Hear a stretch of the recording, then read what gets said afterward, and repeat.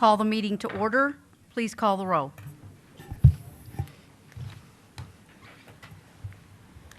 Dr. Williamson? Yes. Yes. Mr. Denton? Yes. Mr. Allen? Yes. Ms. Kelly? Yes. Next item, moment of silence to be led by the Board Vice President. As we begin this meeting, let us pause for a 60-second moment of silence to reflect, meditate, pray, or engage in any other silent activity.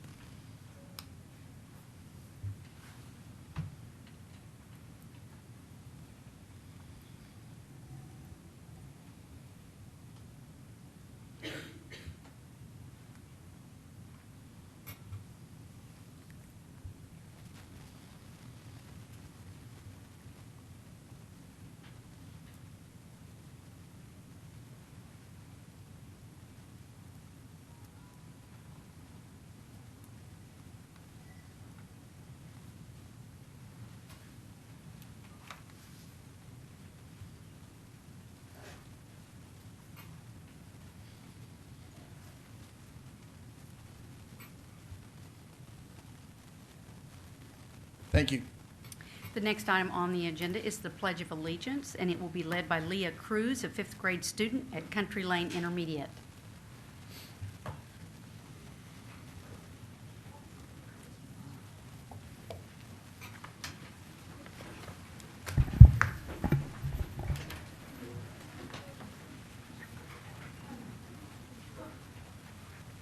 Attention, salute, pledge. I pledge allegiance to the flag of the United States of America and to the republic for which it stands, one nation, under God, indivisible, with liberty and justice for all.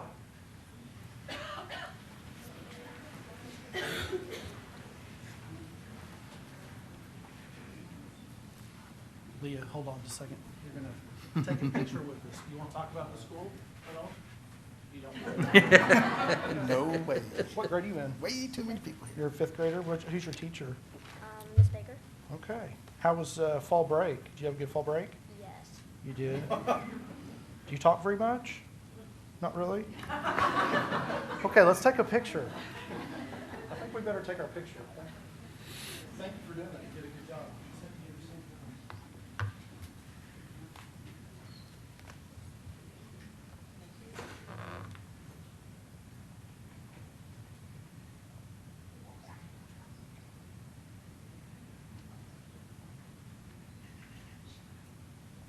Good job.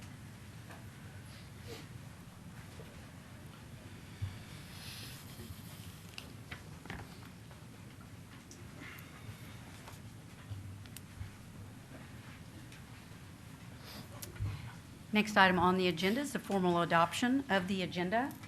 At this time, I've not had anything called to my attention, so certainly I would entertain a motion. Recommend approval.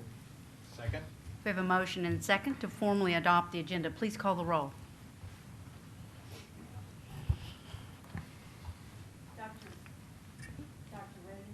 Yes. Mr. Majors? Yes. Mr. Denton? Yes. Mr. Allen? Yes. Ms. Kelly? Yes. Next item on the agenda are the minutes, the regular meeting minutes of October the 13th, 2014.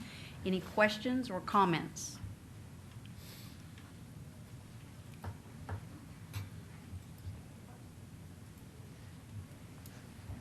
Make a motion to approve? Second. We have a motion and second to approve the October 13th, 2014 regular meeting minutes. Please call the roll. Dr. Williamson? Yes. Mr. Majors? Yes. Mr. Denton? Abstain. Mr. Allen? Abstain. Ms. Kelly? Yes. The next item, under summary of awards and achievements, Mr. Ken Ellett.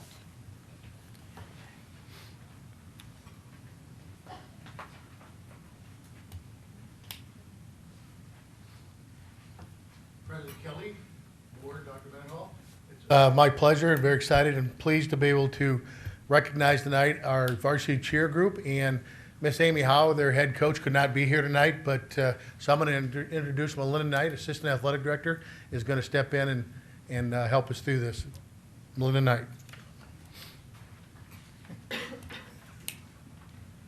Good evening. I really enjoyed this night. I can get used to this. Unfortunately, Coach Howe couldn't be here, but she did want me to let you all know how very pleased she is and proud of these kids. The two groups that you have from the athletic department tonight are truly a family, and because of that, they work hard and they play hard and they have a lot of success. Destiny Corbin, our assistant coach, is here this evening, and she is going to introduce the girls or have them introduce themselves and young men. Got you, Justin.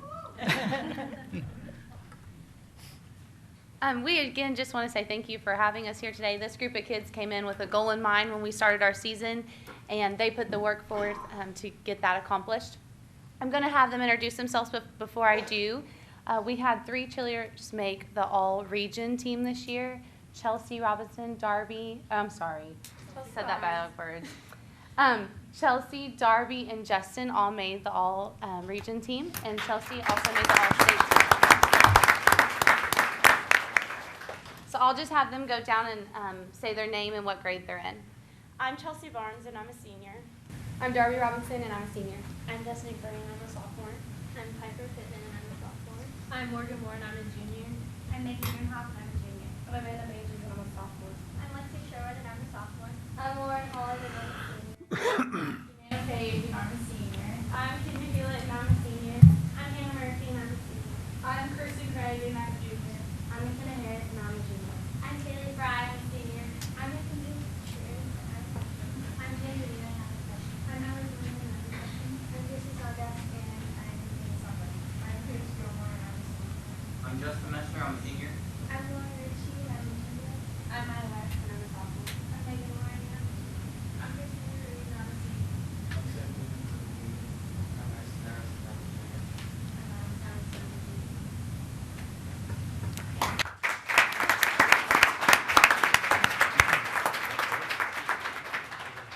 Good job. Good job. Great job. Great job. Good job. Great job. Great job. A lot of hands. Good job. Great job, ladies. Good job. Good job. Thanks for Good job. it. Good job. I appreciate that. Good job. Great job, ladies. Great job. Great job. Great job, ladies. Good job. Good job, Miss Gilmore. Good job, buddy. Good job. Congratulations. Good job. Nice job. Good job. Good job. Great job. Great job. Good job, Coach. Thank you. Kids right there.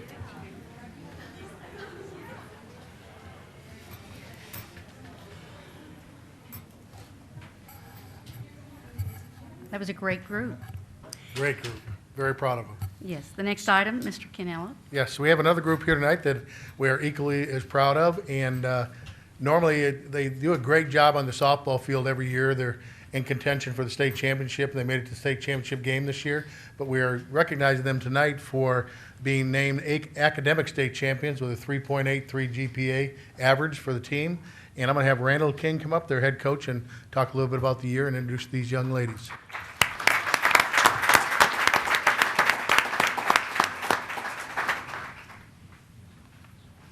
I would also like to say thank you for having us here tonight. It's a great pleasure and an honor for us to be here. Just a little bit about the season. We did come up a little short in the state championship game, but in the classroom, these ladies are unbelievable. They had a 3.83 GPA. We had all 23 people that you see standing here made all-conference academic team, which means that they all had a 3.5 or above, and that's a great honor and a tribute to a great group of girls. We went 35-8 on the season. We won the Colorado tournament, went 6-0 there, district champs, regional champs, state academic champs, and of course, state runner-up. We have 7 players that made the all-district team. We had 5 players that made the all-region team. We had 3 players that made all-state, and 1 player that was an alternate on all-state. We also have 11 of the players that you see standing here have committed to go play at the next level. 9 of them are seniors, 2 of them are juniors that have already committed. So that's a great honor for them. And I'm just going to have them introduce themselves now. My name is Marissa Davis, and I'm a senior. I'm Ashley Chester, and I'm a junior. I'm Melissa Myers, and I'm a junior. I'm Mary Collins, and I'm a freshman. I'm Chelsea Davis, and I'm a senior. I'm Erin Skinner, I'm a senior. I'm Hannah Reed, and I'm a senior.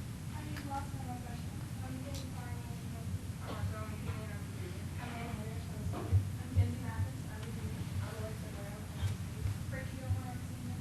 Anna Wheeler, and I'm a senior. Taylor Johnson, and I'm a senior. Michelle Shepherd, and I'm a senior. Megan Owens. Taylor Sweeney, I'm a senior. Kayla Munson, I'm a junior. Serena, I'm a senior. Olivia Schneider, I'm a senior. Marcy Lawson.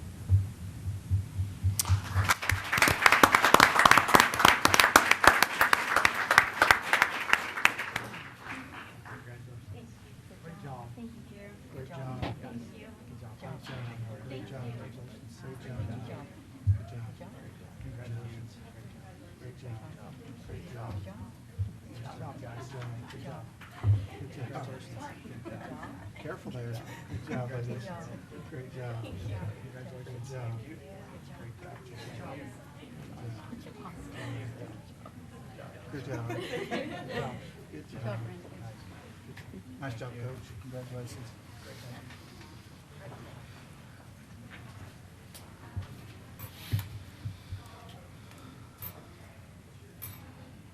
Give them just a little time. Dr. Dunlop. Yeah.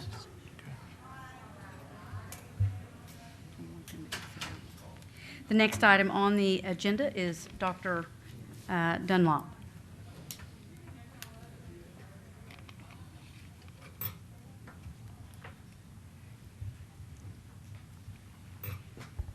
Good evening, President Kelly, Dr. Mendenhall, members of the board. I come to you tonight with the great honor of recognizing Donna Grottle. Donna Grottle is one of our teachers at the high school, and I've oftentimes said, you know, in Broken Arrow we have some of the finest teachers I've ever seen. And I think Mrs. Grottle speaks to the profession as a whole and just how far you can take education in touching students' lives. Donna Grottle recently, I'm going to backtrack a little bit and then lead into what we're recognizing tonight.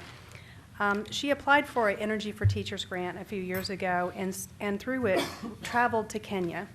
And when she traveled to Kenya, she actually established some relationships with several schools in Kenya and started working with them in trying to recognize some of the needs they had in their village. And so through these relationships, she started conducting site visits to look for a way to provide food for a medical clinic that was involved with an orphanage there. And as she established that relationship, she then embarked on a $20,000 fundraising campaign so that she could build a water well near the orphanage. She raised an additional $10,000 for supplies to build prototypes of a greenhouse, a solar pump, panels, and row beds that sustain an aquaponics system. And what the aquaponics system was meant to do is sustain a protein source for these orphanage children. So they raise fish in the aquaponics labs. The problem is to be able to raise fish, you have to have a food source. And they thought, well, we'll just use fish food. But the problem there is that fish food in Kenya is very, very, very expensive. And so the next thing she embarked on is she applied for an MIT Lemelson grant. And so that you know how difficult this is to do, there were over 300 people who applied for her spot just to go to training. She was one of 30 in the entire nation to get to go. Of those 30, they all send proposals in to MIT of what project they want to do. And she wanted to create a sustainable fish food using the local ingredients in Kenya so that they could feed the fish and then provide this protein source. So out of those 30 that were gleaned from 300, only 15 were awarded the grant, and Mrs. Grottle was awarded that grant. So I would like for Mrs. Grottle to stand up tonight and be recognized by the board. There she is. There she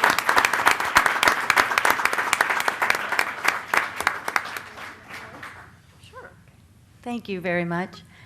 I'm so excited that the students here in Broken Arrow are going to have the opportunity to work with such a prestigious academic institute. And because I was able to travel there last summer, I know what they're going to get to do this summer, because part of the project is you have to go through the whole process, and we're actually building the harvesting system that will produce this sustainable fish food. And then we will take the prototypes up to MIT this summer, and the students will have the opportunity to present it to the MIT faculty and other people there, and they are just, it's unbelievable the inventors that they're going to have contact with. And so I'm really excited for this opportunity for them, because there's only going to be 15 other groups from around the country that are going to share in this privilege. And to think that our Broken Arrow High School students are going to have that opportunity to do that just is so exciting. And also, just to let you know, that we are the first school ever in the history of Oklahoma to receive this award. So that's another feather in our cap here at Broken Arrow. So thank you very much. Ms. Grottle, I would like to thank you so much, because, you know, teachers go above and beyond every day in the classroom. We all know that. But it takes an exceptional individual to go above and beyond to the level that you have. And you do that for your students, and you do it every day. And it's recognizable. It's recognizable certainly by the Board of Education and by those who work with you on a day-to-day basis, both the administration and students. I just want to thank you on behalf of the board and certainly the school district for doing such an exceptional job for our students. Thank you. Thank you.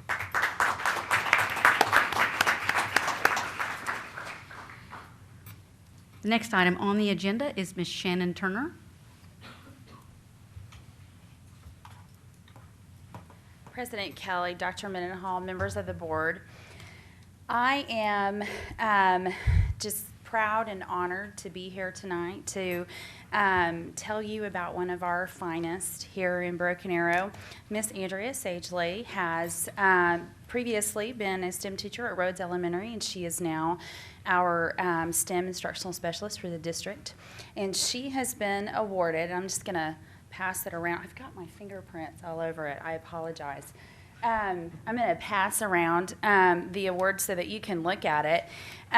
The International STEM Education Association, which is a very prestigious organization, has awarded her and only one other teacher in the U.S. this award for their use of STEM in the classroom and what they've been able to do. So I had the honor of going over to Branson and getting to see her accept this award. And she's here with us tonight. And I'd like to invite her up so the board can recognize her and let her say a few words. And then I'd also like for her to tell, I was going to tell you, but I think it's really up to her to tell you about another little accomplishment that she's been able to do that's really great for our district.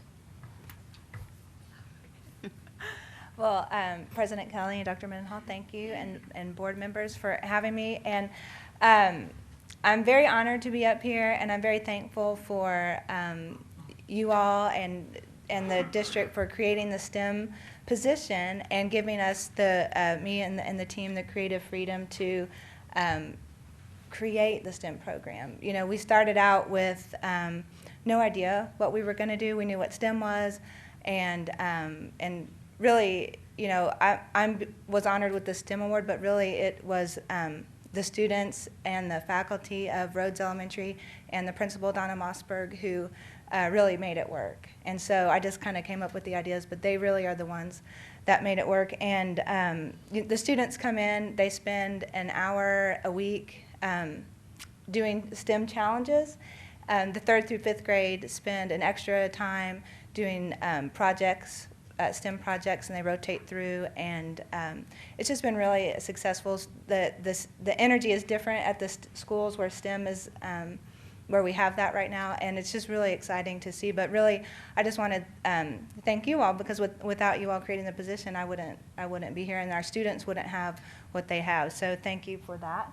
And what I did want to introduce, Mrs. Turner asked me to introduce my family, and without them, my kids especially, because I try out the projects on them before I take them to school.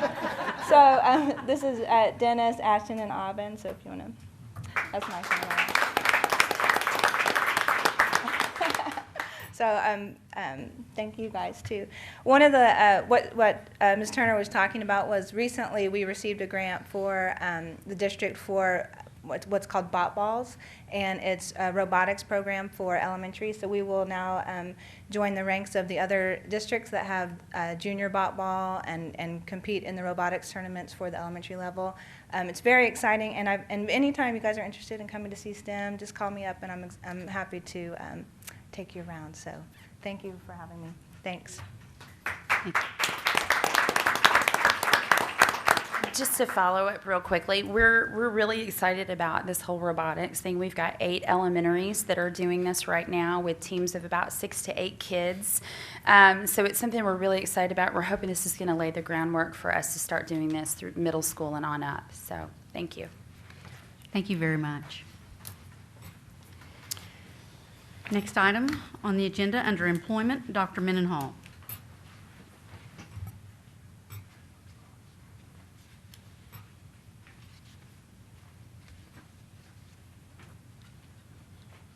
Yes, good evening. It's my pleasure tonight to introduce a few different people to you. One of my unique experiences that I get to do is kind of evaluate and look at staff and some of our administrative staff members that are so very talented. We had a position that became available. Mr. Randy Craven actually left to go to Tulsa Technology Center. And so his position as the Senior Executive Director of Secondary Education was available. Through that, we determined at the time, since it was so close to the beginning of the school year, or after the beginning of the school year started, we posted the position and actually had people apply for the position. We went through a process to where there were internal candidates. We felt like that those internal candidates deserved the right to interview first for the position, so we did that. They went through a committee process. I believe Dr. Dunlop and her team started out the process by interviewing. At the end of at the conclusion of this process, we basically are recommending to you tonight Mr. Lance Crawley as our Senior Executive Director of Secondary Education. Let me tell you a little bit about Mr. Crawley. He currently is our principal at Linwood Elementary, and you might say, how is that possible? It's kind of like point of demarcation. You definitely can't know secondary education if you're an elementary principal. Well, that's not necessarily true. Administration is administration. In fact, Mr. Crawley has served in many different capacities. Some of you may not have known, his classroom experience was actually at the high school here at Broken Arrow. He actually started his teaching experience and actually spent some time at Broken Arrow, Berry Hill, and Fort Gibson before even getting into administration. He's got his bachelor's and master's from Northeastern State University and has really made some stops in some pretty significant places.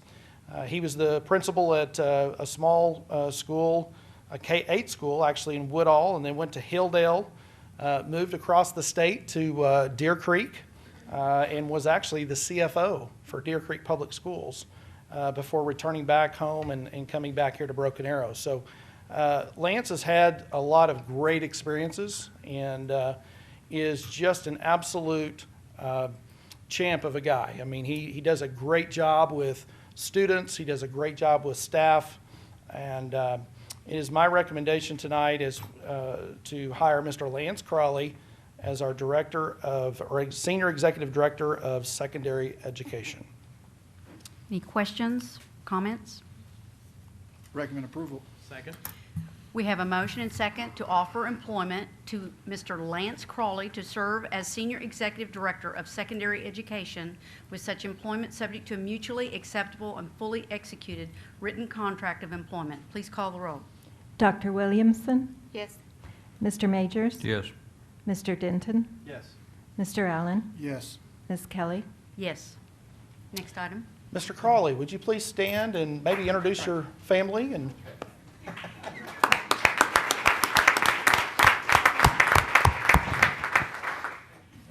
wife Adrienne was nice enough to drive down with two sons. Colton, he's a senior, and Cooper is a second grader. My daughter is also active right now, Grove County. She's playing soccer under the lights. This is kind of a big deal for her out in the spring. So she could not be here tonight. well, congratulations. We're very glad that you're in this position for us. We appreciate it.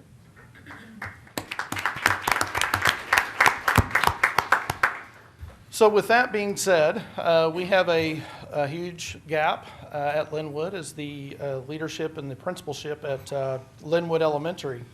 Tonight, I'm going to recommend Mr. Chris England as our interim principal to finish out and actually start the process right after we start the second semester. Our thought is that Mr. England and Mr. Crawley would have a chance to kind of shadow and give him a chance to kind of pass the baton of sorts, so none of this will start till after the winter break. Let me tell you a little bit about Mr. England. He actually has been at an elementary. He was a teacher at Arrow Springs Elementary from 2000 to 2005, left and went to Oliver, spent some time there as an assistant principal and has been an assistant principal at Childers. Mr. England also has interviewed and been a part of the elementary process as our principalships. We feel very strongly that he is a wonderful candidate and will lead that staff as he goes into the next semester. So we're very excited to recommend tonight Mr. Chris England as our interim principal at Linwood Elementary. Any questions? Make a motion to approve? Second. We have a motion and second to offer employment to Mr. Chris England to serve as interim principal at Linwood Elementary with such employment subject to a mutually acceptable and fully executed written contract of employment. Please call the roll. Dr. Williamson? Yes. Mr. Majors? Yes. Mr. Denton? Yes. Mr. Allen? Yes. Ms. Kelly? Yes. Congratulations.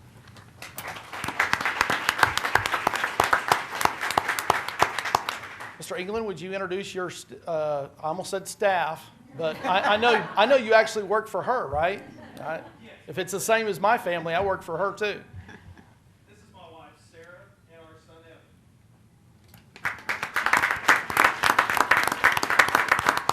Evan. Thank you very much. Next item on the agenda are the comments from the public. Seeing that we do not have any, we're going to move to the next item on the agenda, which are the reports to the board. We do have Ms. Westman. So, Ms. Westman? Madam President, Dr. Mendenhall, and Board, I'm glad to be here. Our membership continues to grow. We are doing a review of board policies and procedures so that we have an understanding of what we are doing and making sure it is appropriate. And we are putting an emphasis on technology. We've also gotten together and started discussing Read Around Broken Arrow and hope for some exciting things to come out of that. Thank you. Thank you.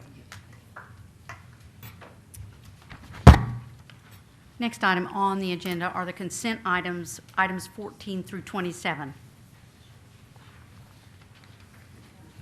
Recommend approval. Second. We have a motion and second to approve the general consent agenda items 14 through 27. Please call the roll.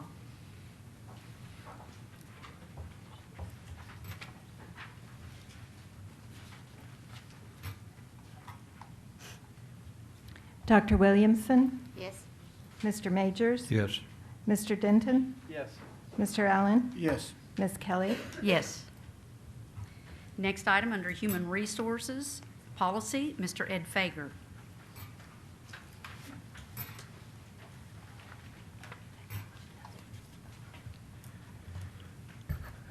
Good evening, President Kelly, Dr. Mendenhall, members of the board. I'm coming tonight with several policies, 2 for approval and several more for first reading tonight. I kind of wanted to preface some of my remarks here. A number of the policies that are being presented tonight, we've had quite a bit of legislative activity in the last session, and so there are a number of policies that are affected by that legislation. Some policies are affected by 2 or 3 different pieces of legislation. So I've been in the process of going through and trying to pick out what's changed. You'll be seeing several more policies over the next 2 or 3 meetings that are coming forth. In doing that, I've asked our legal counsel to provide sample language for those updates, and they have done that. So once I have updated our policies, they're also doing a final review of the policy. So everything that I'm presenting tonight has been reviewed by council or is currently being reviewed by council. Item number 28 is policy 3110. This is the second reading. We're asking for you to approve or disapprove the proposed revisions. This is for the policy materials selection and review. It's based on some language that was in House Bill 3399. It contains a provision that mandates that districts allow parents to review all instructional materials, to update their policies to reflect that. One of the requirements was that we post the policy for public comment, which we have done. We did not receive any specific comments on this policy. So what you're seeing is the same as what we presented at the first reading. Well, actually, legal counsel did make one change. They added an appeals procedure that was in that. So, excuse me. Are there any questions or comments relative to this? This is an action item. Make a motion to approve. Second. We have a motion and second to approve the proposed revisions to Board Policy 3110, Material Selection and Review, in Section 3, Instruction. Please call the roll. Dr. Williamson? Yes. Mr. Majors? Yes. Mr. Denton? Yes. Mr. Allen? Yes. Ms. Kelly? Yes. Next item. Next item is number 29. This is a discussion and motion to approve or disapprove revisions to Board Policy 4180, which deals with the legal residency of students. This is based on the passage of House Bill 2536, which permits a parent or legal custodian of a child to execute a power of attorney to delegate care and custody powers to another person. And in that is the right to enroll them in the school district where the student's attorney in fact resides. This power of attorney must take a specific form that's outlined in the legislation, and it does present or imposes other duties and limitations on the parent and guardian and the attorney in fact. We've also added an appeals procedure relating to homeless children. These revisions, as I said, have been reviewed by legal counsel. Any questions? Recommend approval. Second. We have a motion and second to approve the proposed revisions to Board Policy 4180, Legal Residency of Students, in Section 4, Students. Please call the roll. Dr. Williamson? Yes. Mr. Majors? Yes. Mr. Denton? Yes. Mr. Allen? Yes. Ms. Kelly? Yes. Next item. Okay, the next item is an information item. So for first reading, it's policy number 1140, which has to do with the duties of the officers of the board. And this is based on a Senate Bill 1745 that requires some additional election paperwork to be filed by board members when they're running for office. Campaign committee, organization, and financial reports, and also personal statements of financial interest. Where this affects policy then is that it imposes a duty on the board clerk to maintain these records for a minimum of 4 years, and designates these as public records too, so they're subject to the Open Records Act. Are there any questions relative to this? This is a first reading, so it will be taken up at the next meeting on a second read. If there are none, go ahead. Okay. The next one is first reading on Board Policy 2140, the production of public records. And this is basically the other side of the coin, where it established this for the paperwork. And so it's kind of, both policies were affected by the same legislation. So that's why you're seeing two policies here. Okay, any questions on this one? Go ahead and move forward.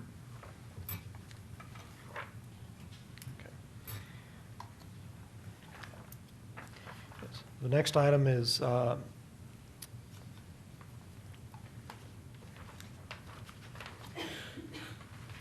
number 32,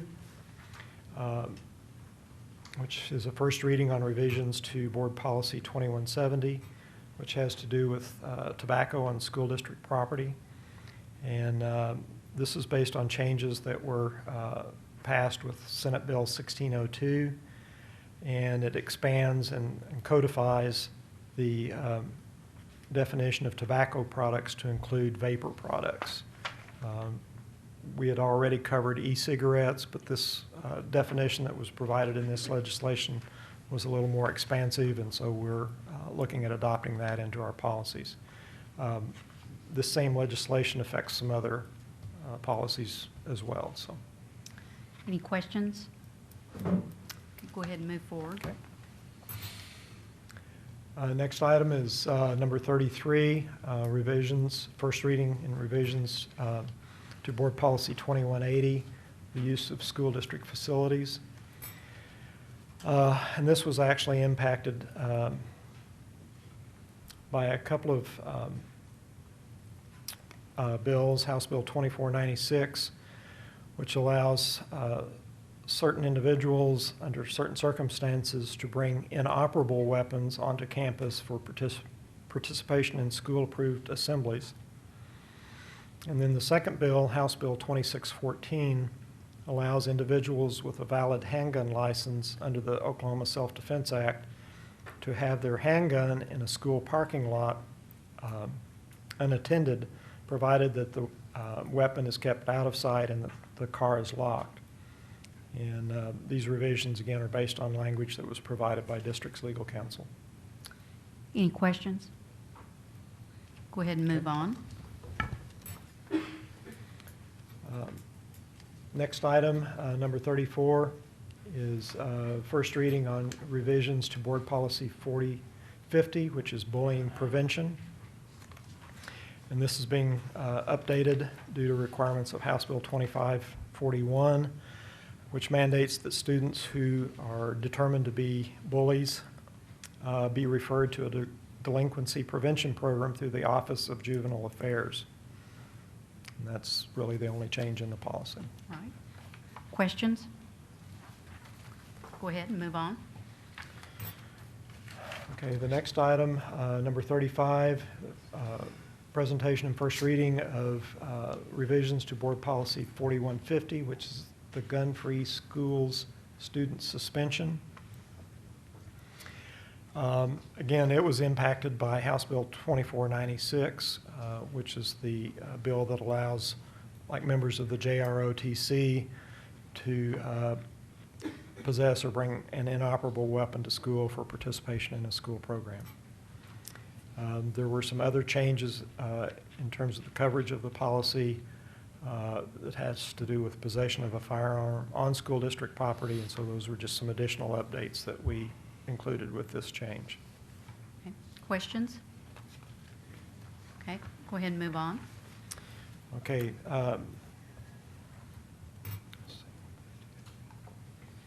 The next item is number 36, first reading of revisions to Board Policy 4230, which is a student policy relating to the possession of weapons, alcohol, and/or controlled substances and illegal drugs in school. And this also is impacted by the House Bill 2496, which has to do with students bringing in operable weapons for participation in assembly. And I might add on this that the law does require that this is pre-approved by the principal. So this is not just something they can do haphazardly. It has to have pre-approval and stay within all of the bounds that is outlined by the principal in giving that permission. Questions? Go ahead and move forward. Okay. The next item is number 37, first reading of revisions to Board Policy 4320, which is the Student Code of Conduct. This policy was affected by Senate Bill 1602 with the expanded definition of tobacco products, and also the House Bill 2496, which was the inoperable weapons for student assemblies. Questions on this one? Go ahead and move forward. Okay. The next item is number 38, first reading of proposed revisions to Board Policy 5350, which has to do with suspension, demotion, termination, or non-reemployment of support employees. This particular policy was affected by 1602, having to do with the vapor products, House Bill 2505, which is a new bill we haven't talked about yet tonight.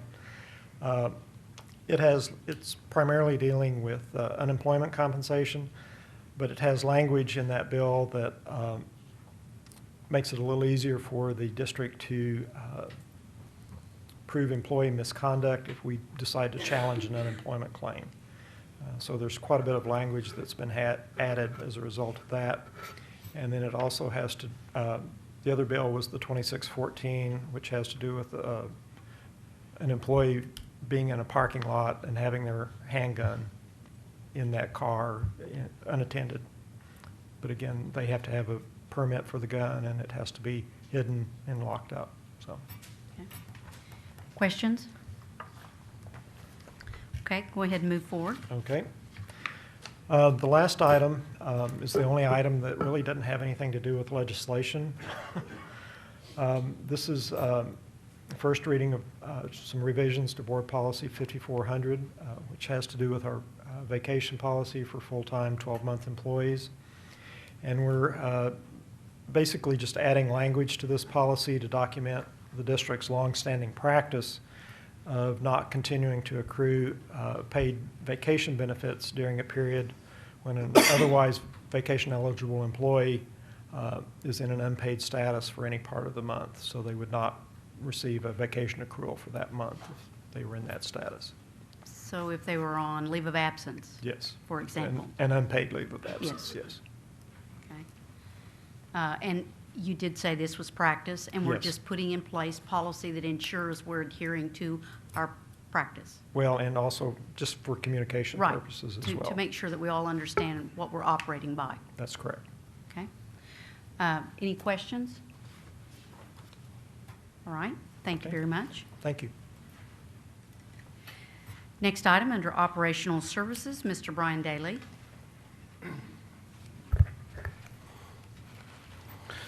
Good evening. What I have tonight is a motion to approve the purchase of 108 Lenovo ThinkPad laptops for wireless carts to be used at the Broken Arrow Senior High in the amount of $49,896 from the lowest responsible vendor, eLogic. Questions? Make a motion to approve. Second.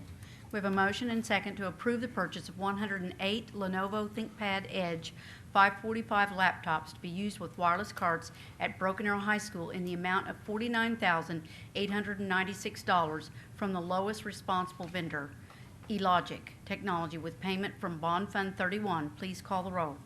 Dr. Williamson? Yes. Mr. Majors? Yes. Mr. Denton? Yes. Mr. Allen? Yes. Ms. Kelly? Yes. Thank you. Next item, Ms. Michelle Bergwall or Mr. John Daly. Good evening, President Kelly, Dr. Mendenhall, members of the board. Ms. Bergwall was unable to attend tonight.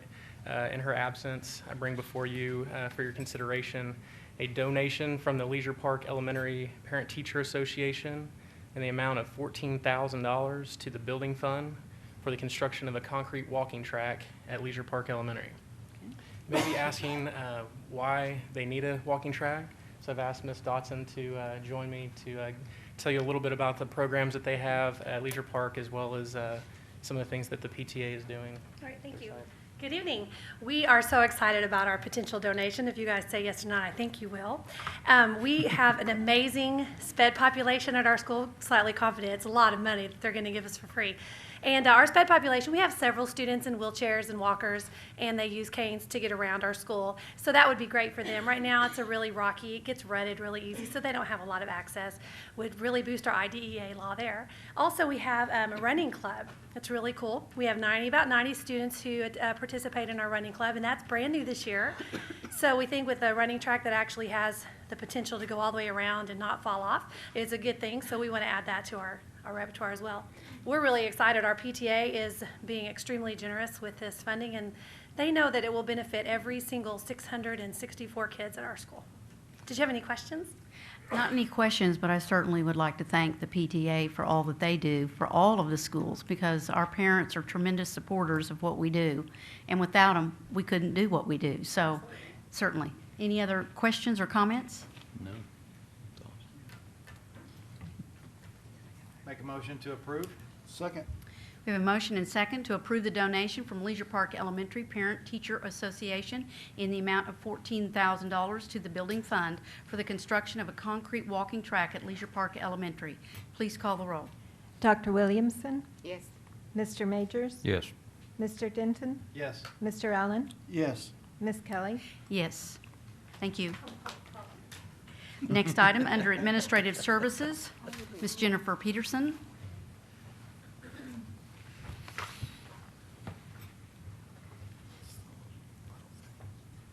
Good evening, President Kelly, Dr. Mendenhall, members of the board. I bring to you tonight a motion and a vote to discuss or to approve or disapprove a new agreement between Broken Arrow Public Schools and Ginger and Friends. It's a fundraising opportunity for the Creekwood PTA. Okay. Any questions? What exactly would the fundraising consist of? Basically what it is, it's like a holiday shop where the kids would come in and be able to purchase items for their parents, and then that money that's raised would go to the PTA. Like buy them a Christmas present? That's exactly what they do. It's the opportunity for kids to come in and buy their family members Christmas presents that they might not be able to get to a store, so. Beach pie and cookie dough. I think I've had a few of them presents. I would entertain a motion. Recommend approval. Second. We have a motion and second to approve the new agreement between the Broken Arrow Public Schools and Ginger and Friends, a fundraising opportunity for the school and run by Creekwood PTA. Please call the roll. Dr. Williamson? Yes. Mr. Majors? Yes. Mr. Denton? Yes. Mr. Allen? Yes. Ms. Kelly? Yes. Next item. The next item is a discussion, motion, and vote on a new agreement between Broken Arrow Public Schools and Ruth Kelly to provide a yearbook for Arrow Springs ECC for the upcoming school year. Okay. Any questions on this? I would entertain a motion. Make a motion to approve? Second. We have a motion and second to approve the new agreement between Broken Arrow Public Schools and Ruth Kelly Yearbook, providing yearbook services at Arrow Springs ECC for the 2014-15 school year. Please call the roll. Dr. Williamson? Yes. Mr. Majors? Yes. Mr. Denton? Yes. Mr. Allen? Yes. Ms. Kelly? Yes. Next item. And the next item is a discussion, motion, and vote to approve or disapprove a new agreement between Broken Arrow Public Schools and McDonald's to have what's going to be called a McTeachers Night at McDonald's. It will be a fundraising opportunity for Arrow Springs ECC. Any questions? Make a motion to approve? Second. We have a motion and second to approve the new agreement between Broken Arrow Public Schools and McDonald's Restaurant for Arrow Springs ECC McTeacher Night. Please call the roll. Dr. Williamson? Yes. Mr. Majors? Yes. Mr. Denton? Yes. Mr. Allen? Yes. Ms. Kelly? Yes. Which McDonald's is it? It is on 71st and Elm. Okay. Thank you. All right, thank you. Next item on the agenda is Mr. Ken Ellett. I donated to that one.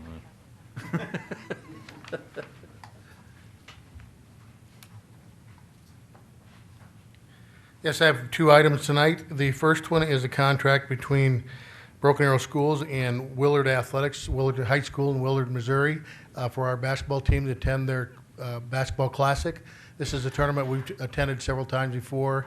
It's really great competition. They do a great job of treating our teams the way we want to be treated when we go to a tournament. If you recall, last year we were set to go and did not go because of the snowstorm and weren't able to go. So we'd like to go back to that tournament. Any questions? I recommend approval. Second. We have a motion and second to approve the new agreement between Broken Arrow Public Schools and Willard Athletics for the Willard 4 State Classic in 9 through 12 grade boys basketball to be held from December 4 through 6 in Springfield, Missouri. Please call the roll. Dr. Williamson? Yes. Mr. Majors? Yes. Mr. Denton? Yes. Mr. Allen? Yes. Ms. Kelly? Yes. Next item. Next, we have the varsity Tigers that would like to attend the NDA National Championships in Orlando, Florida on March 5th through the 9th. Last year, they went to this event and qualified for the finals and I think ended up placed 15th. And we are very hopeful that we are making progress and excited to go have an opportunity to do it again. Any questions on this? The 1,200 is, 1,200 a student? Yes. How many students is there?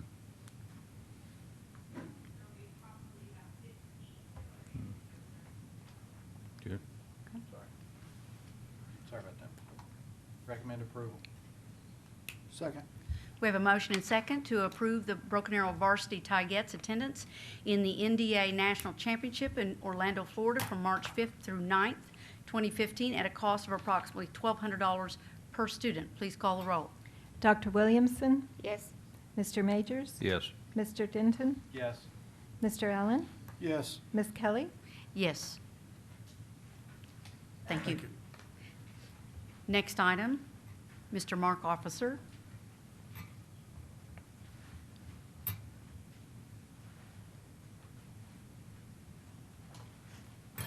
Good evening, President Kelly, Dr. Mendenhall, members of the board.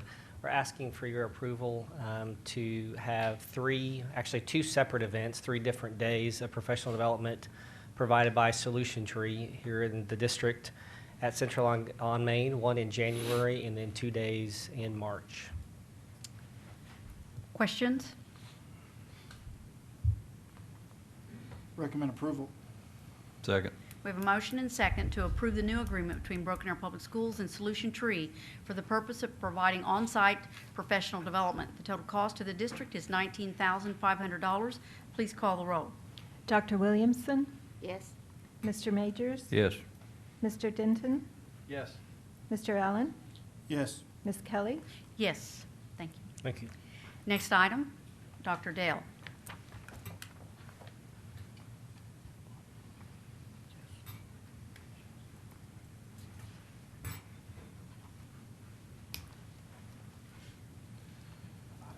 President Kelly, Dr. Mendenhall, members of the board, the first item I have for you tonight is a discussion, motion, and vote on a motion to approve or disapprove the purchase of band instruments from 5 different vendors. Palin Music for $24,419.17.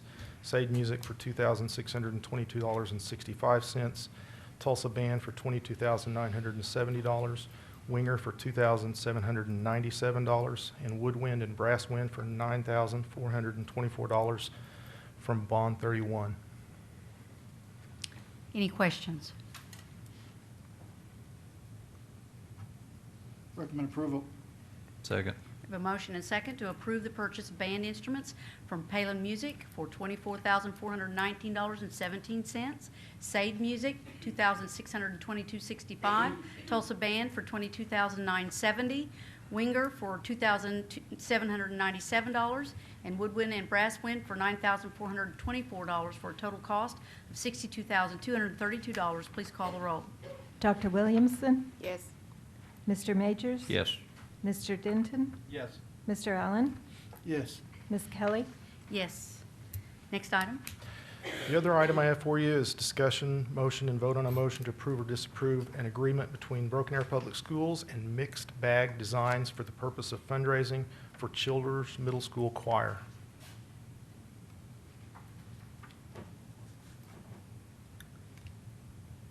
Can you, when you say mixed bag designs for the purpose of fundraising, do you have a little more information to share? Yeah, it is a catalog sale that sells purses and tote bags. Thought it was perfect. They're raising, Childers Middle School Choir is raising money for a trip to Branson in May. Hope I don't get that for Christmas. Any other questions? Recommend approval. Second. We have a motion and second to approve the new agreement between Broken Arrow Public Schools and Mixed Bag Designs for the purpose of fundraising for the Childers Middle School Choir. Please call the roll. Dr. Williamson? Yes. Mr. Majors? Yes. Mr. Denton? Yes. Mr. Allen? Yes. Ms. Kelly? Yes, thank you. Next item on the agenda, Mr. Chuck Perry.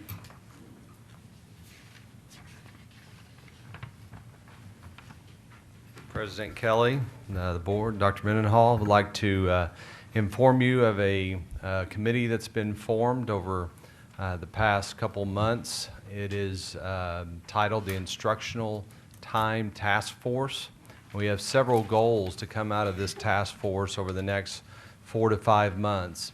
It is comprised of teachers, principals, and directors across the district, and we also have our PTA president on the committee. Our goal is to bring some recommendations to the board. One of those will be in December, and at that time we will be looking at the school calendar for the 15-16 school year. We met last month in October, and we basically handed out to the committee some different options that we could go with the school calendar. They came back and turned some in that they felt like would be a good fit for next year. Our goal is at our next meeting this Thursday is to come up with 2 calendars. We will take both of those calendars and put that out to a survey, or put in a survey format to both our staff and our patrons to vote on. And then again in December, bring those 2 things, or that recommendation, whoever got the highest vote, whichever one got the highest vote in December, and set that calendar for next year. The more complicated part of it is we have 3 more actions that we're going to look at.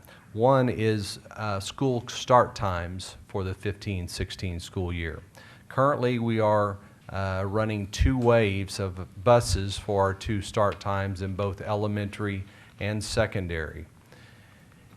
Running only 2 causes some issues. One, because the way the district is growing, the number of students that are waiting after school at our freshman academy, for example. Ms. Coates, how many do we have?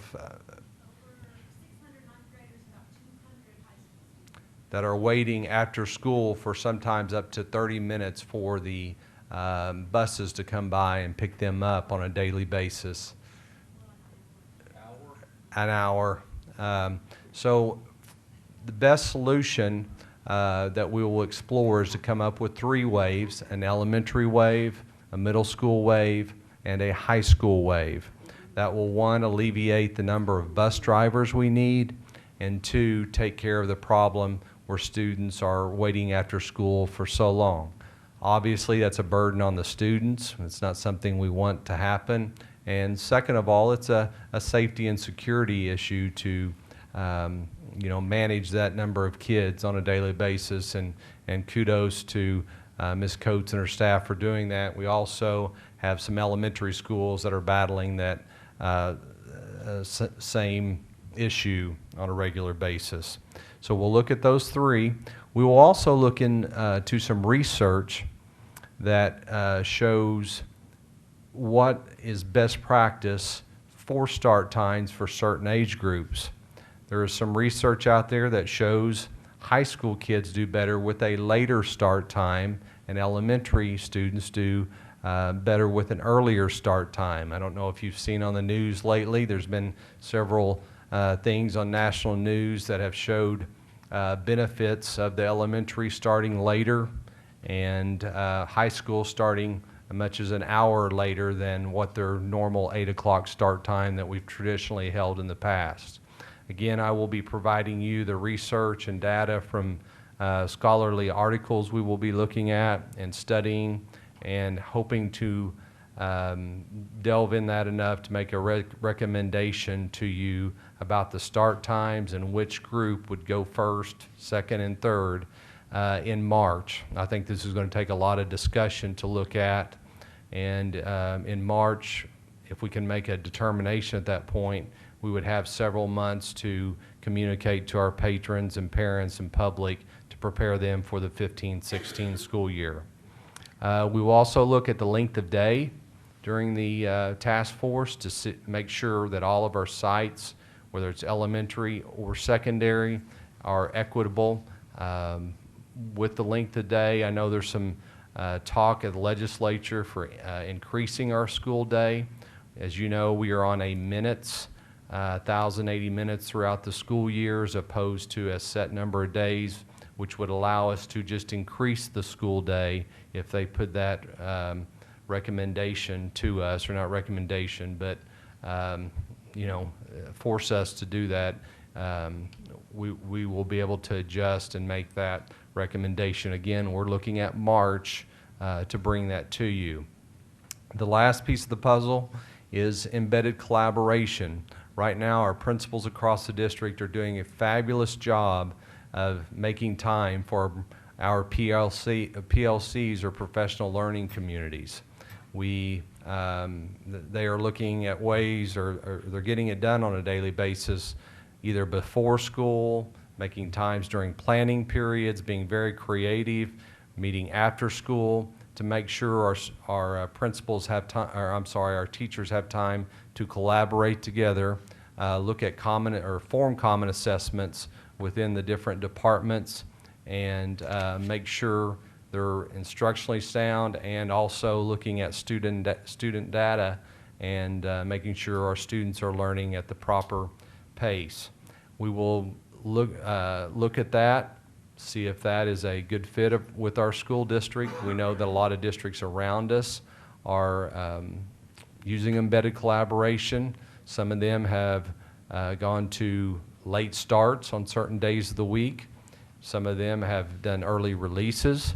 I know in Broken Arrow, it's been probably 5-8 years ago, we did an early release on I think we started out as a monthly basis, then went to quarterly, and then dropped it all together.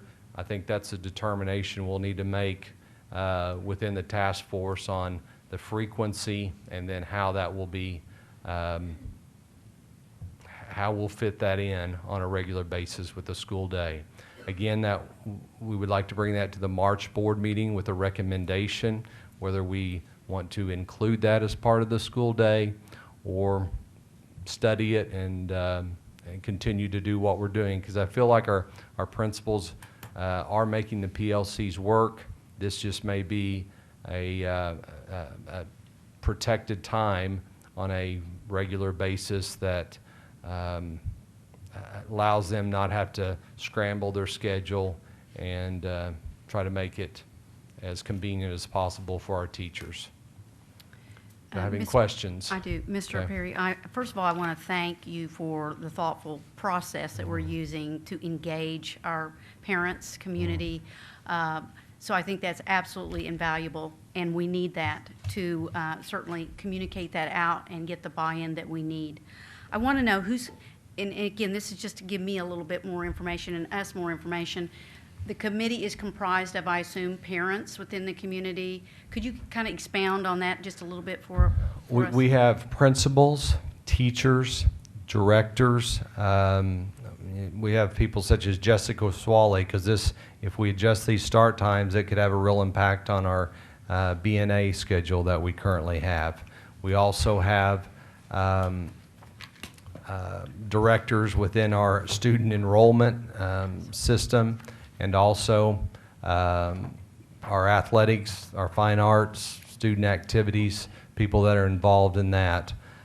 We do have the president, again, of the Parent Teachers Association involved. As professional educators, we're coming together, trying to make good decisions about this and make recommendations. My plan is to update you, the board, on a regular basis, at least every other month until March, to know how we are progressing through the process. Thank you. I do appreciate that very much. That gives all of us a little bit clearer understanding of who's involved. Thank you. Okay. Mr. Perry, I just have one question. With the students being stuck for 30 to an hour at the sites, what does that due to? Is it not enough bus drivers? Not enough bus? I mean, what is that? I think a lot of it ties back into lack of bus drivers. If we go to 2 waves, that will help great. I'm sorry, if we go to 3 waves, that will help greatly because we can structure the routes better. I don't know if Mr. Haynes or Mr. Blackburn, but am I on track there, Mr. Thompson, with that? I mean, you could always hire more drivers Right. to alleviate some of the problems, but when you're trying to take high school and middle school students home at the same, basically in the same areas, you know, you have the time delay. So what we'll do, for instance, to give you an example, we'll run an elementary route, take the middle school students home at Oliver, then go to the freshman academy and pick them up to take them right back to the same neighborhood that we just came from with all our students. So if there were different times, you would have 3 routes going through the same neighborhood, and those students would be waiting.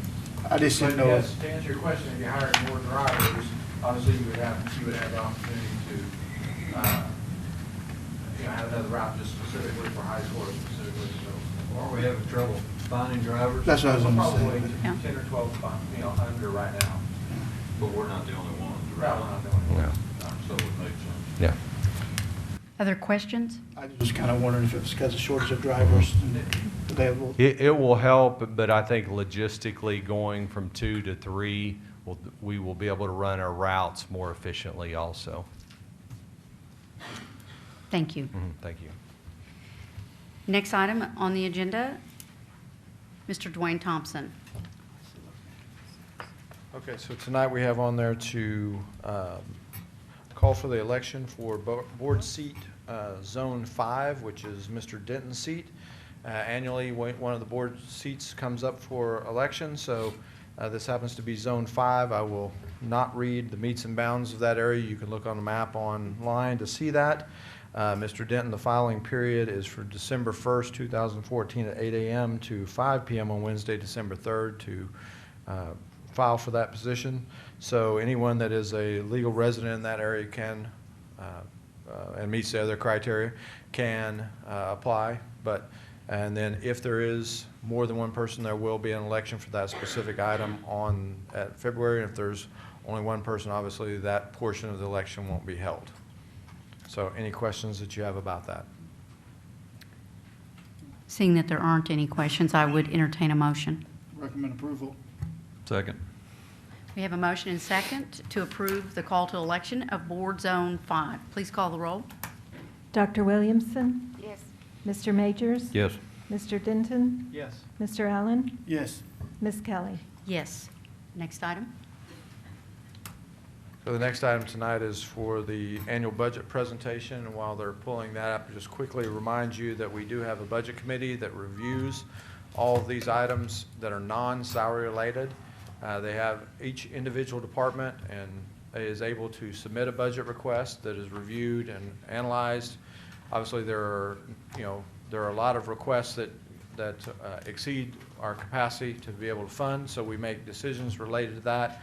But all of those items run through this committee, which is comprised of staff and some community members across the district to be able to have the opportunity to ask questions, to understand better what our funding sources are and what our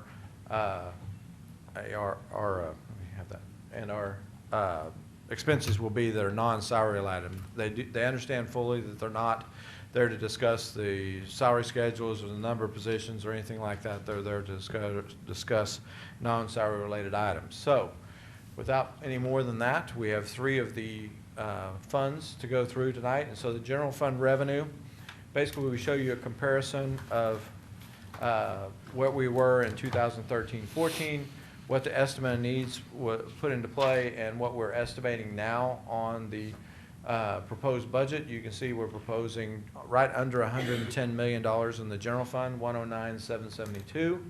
You can see the different revenue streams. The largest one is state aid at just a little, almost $47.5 million.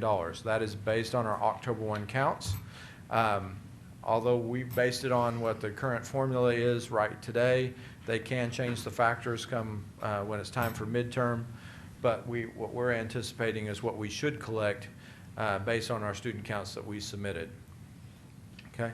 Mr. Thompson, what's the date they do the midterm adjustment? Well, they will announce the midterm adjustment in October, or sorry, January. Sorry, they did October 1 count. They announced it in January. So right now, what they're doing is compiling all the information. For instance, our accreditation officer has come out various times, and I believe he came out this last week to look at our student data for the actual enrollment, our membership.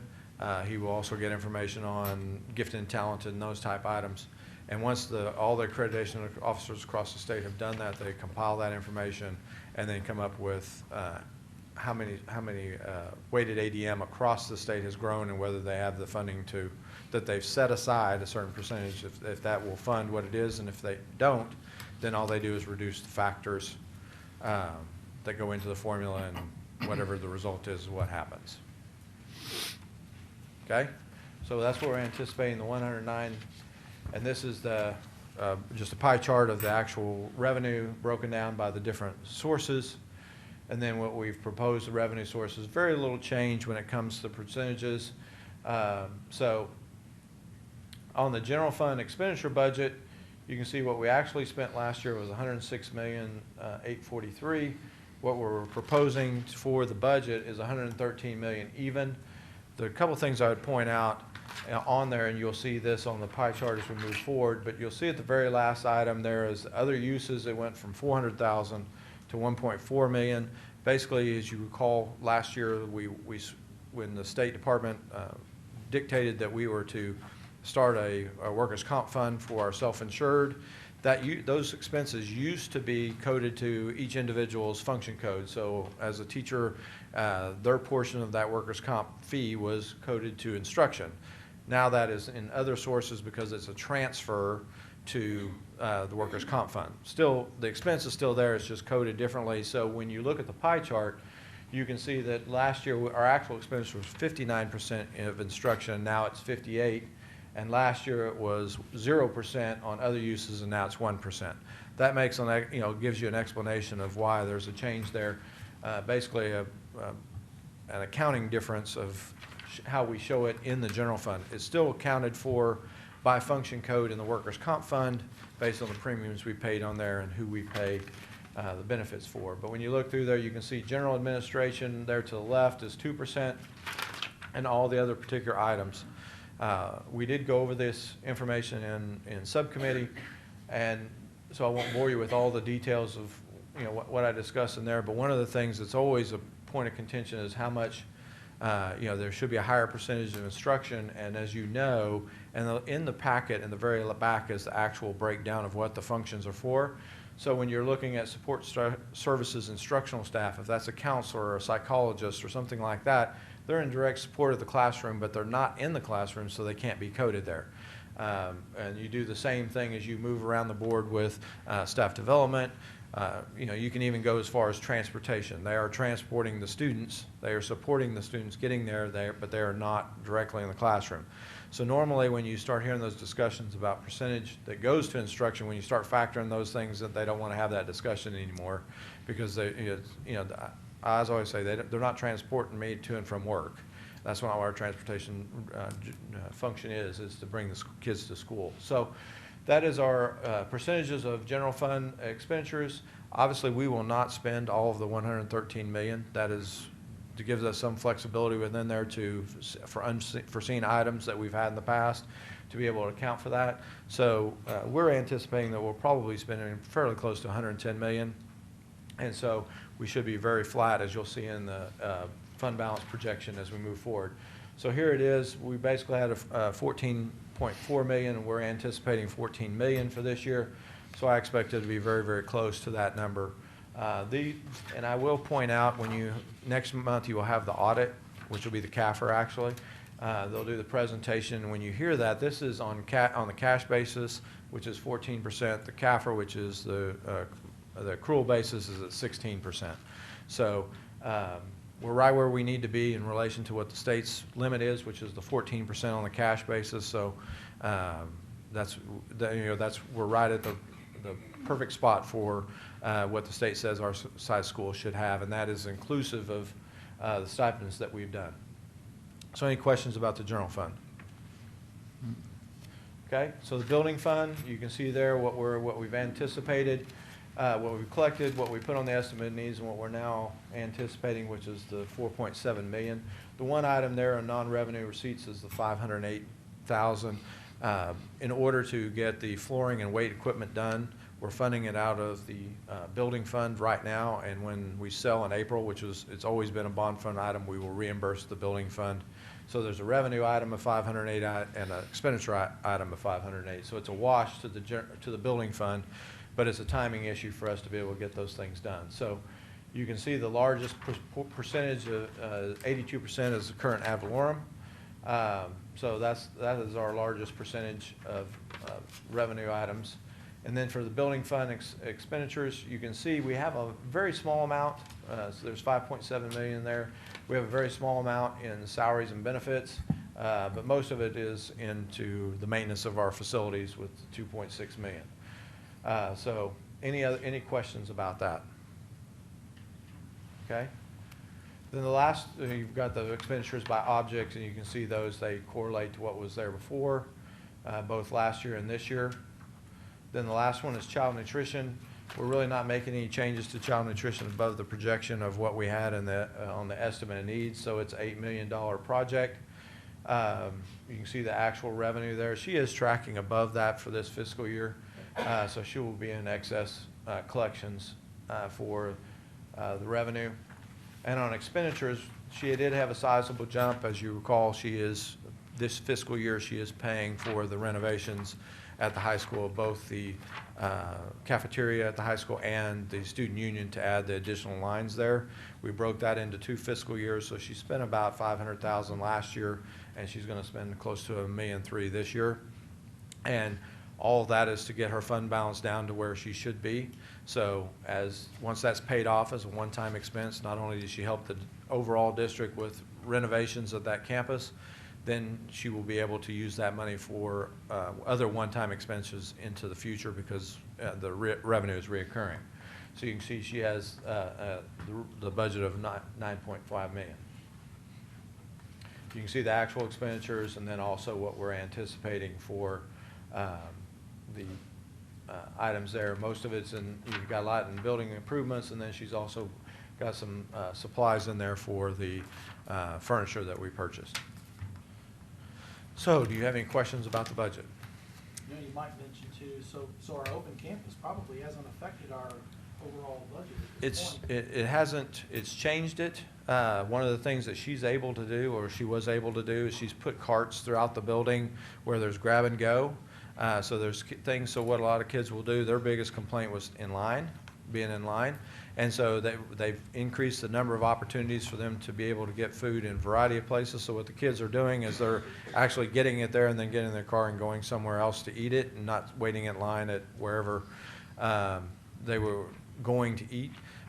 So that's helped. The kids are staying around. So I think while there was some current concern initially that would impact it, what she tried to do is make it where it was easier for them to get it, and so it's working out. I think that the options that she's given them, including some of the things that she's added this year, we did a presentation, like for instance on Jamba Juice. That is, there's a portion that you can use as a reimbursable meal in lieu of because it meets the criteria of a fruit. We have 400 students a day that are choosing that. So obviously they're enjoying that feature.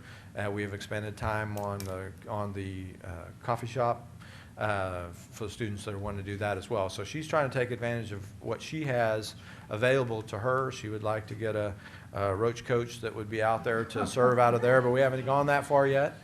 But what we're trying to do is just increase the opportunities for the kids to have multiple places to get their food quickly, and if they want to leave campus and they're meet the criteria of the high school, that's fine, or they can get their food and eat around campus, however they want to do that. So to answer your question, yes, she's not experienced a whole lot of decrease when it comes to the overall participation.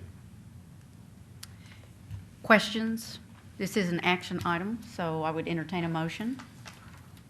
Make a motion to approve? Second. We have a motion and second to approve the 2014-15 operating budget as presented. Please call the roll. Dr. Williamson? Yes. Mr. Majors? Yes. Mr. Denton? Yes. Mr. Allen? Yes. Ms. Kelly? Yes. Next item, Ms. Natalie Ena.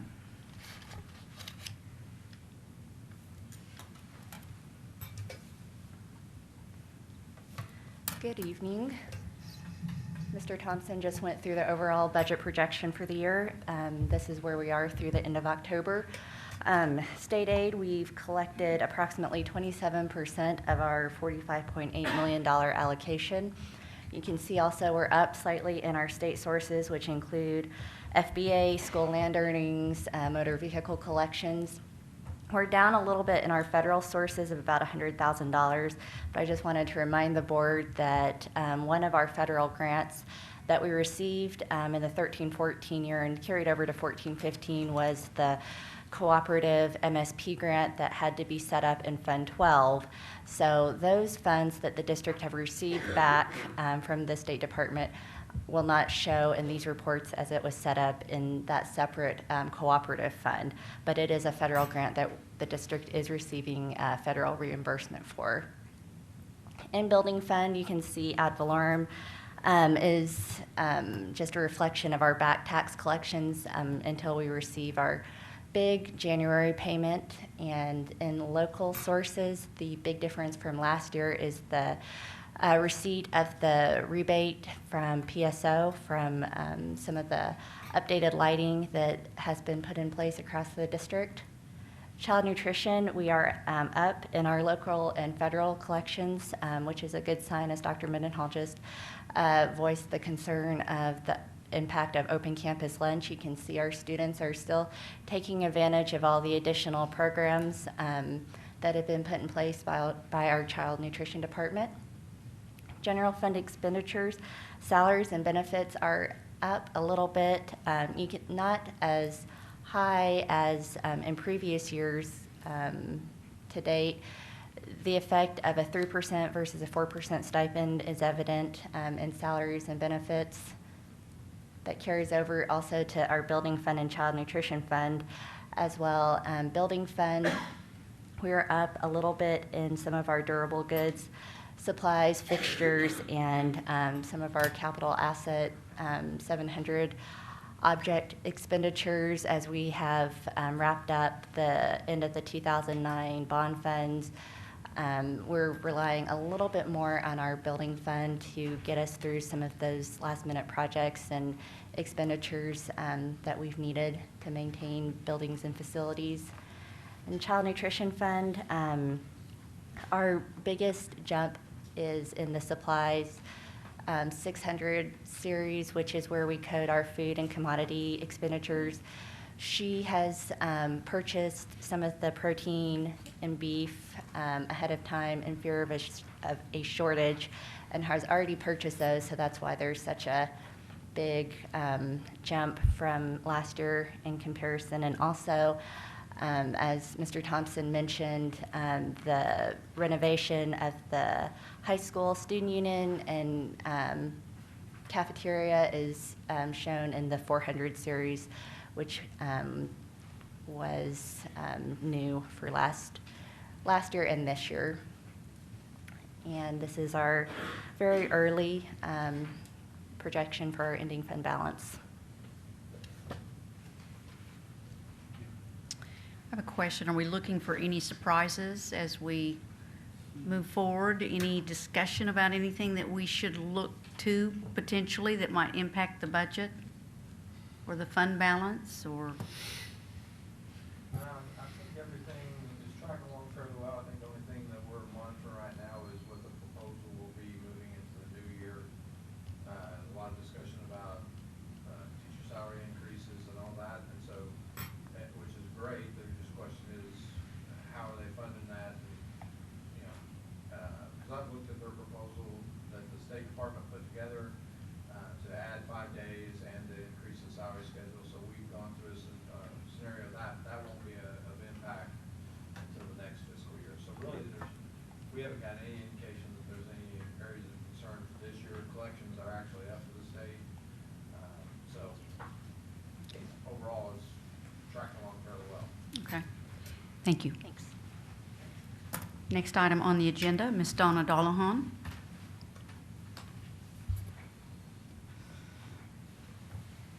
Good evening. I'm here to present you the treasurer's reports as of the end of October.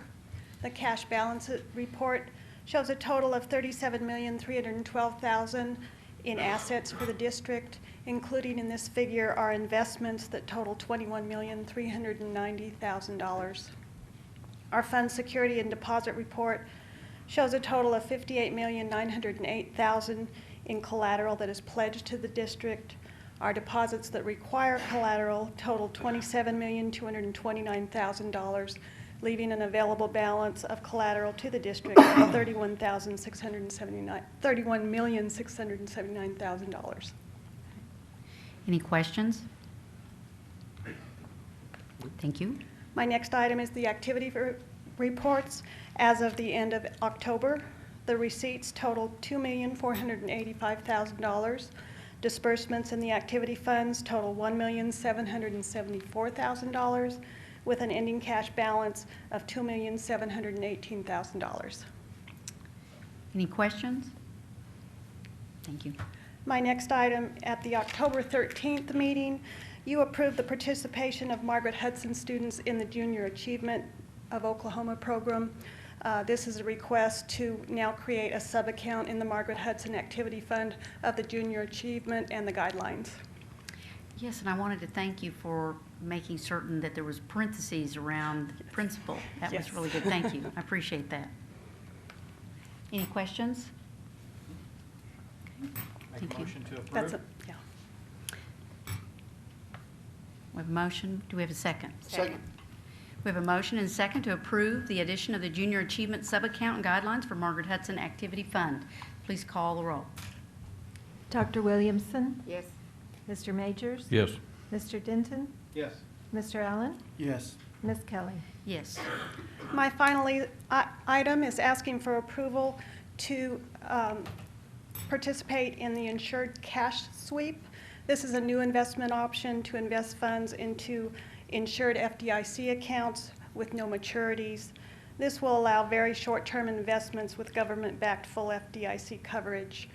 Currently, our interest rates are still very low. They're not expected to change anytime soon, but depending on the market, this short-term investment option could get us a better rate than leaving the funds just sitting in the checking account. If there are no questions, I would entertain a motion. Recommend approval. Second.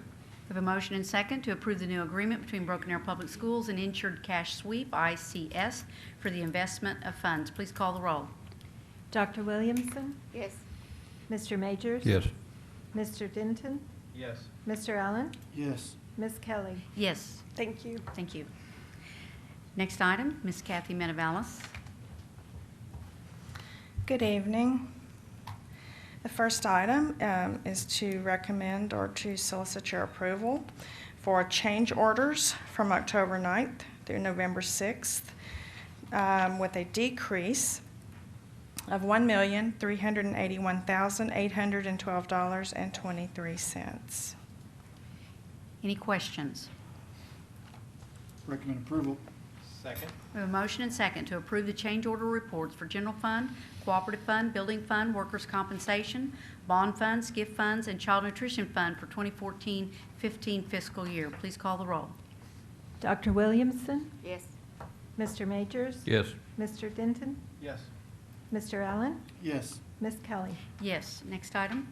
Next item are the encumbrance orders. Those also are from October 9th to November 6th. They total $1,733,535.92, and I would request your approval of those encumbrances. Are there any questions? Recommend approval. Second. We have a motion and second to approve the encumbrance reports for all funds for the 2014-15 fiscal year. Please call the roll. Dr. Williamson? Yes. Mr. Majors? Yes. Mr. Denton? Yes. Mr. Allen? Yes. Ms. Kelly? Yes. Thank you. Next item is new business. Seeing that we do not have new business, the next item on the agenda is the executive session. Make a motion to move to executive session. Second. We have a motion and second to go into executive session pursuant to Oklahoma Statute Title 25, Section 307B1 and 7 of the Oklahoma Open Meeting Act to discuss the 2014-15 fiscal year evaluation of the superintendent. Please call the roll. Dr. Williamson? Yes. Mr. Majors? Yes. Mr. Denton? Yes. Mr. Allen? Yes. Ms. Kelly? Yes.